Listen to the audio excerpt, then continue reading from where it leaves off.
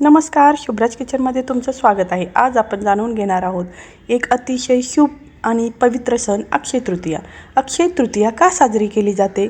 अक्षय म्हणजे कधीही न संपणारे आणि तृतीया म्हणजे वैशाख महिन्यातील तिसरा दिवस. या दिवशी केलेले पुण्य, दान आणि चांगली कामे कधीही संपत नाही असं मानलं जातं. या दिवसाचं धार्मिक महत्त्व आपण पाहूया. या दिवशी भगवान विष्णूचा अवतार परशुराम यांचा जन्म झाला. याच दिवशी महाभारत लिहायला सुरुवात झाली.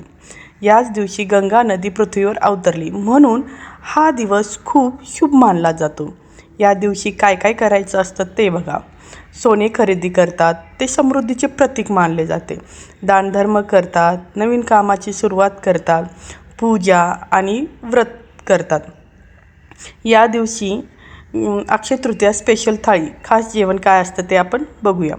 जसं की पुरणपोळी, आमरस, भजी, पापड, कुरडई, कोशिंबीर, चटणी, वरण भात आणि वरून साजूक तूप. ही थाळी फक्त चविष्ट नाही तर परंपरेचं प्रतीक आहे. अक्षय तृतीया आपल्याला शिकवते, दान करा, चांगली कामे करा आणि आयुष्यात सकारात्मक राहा.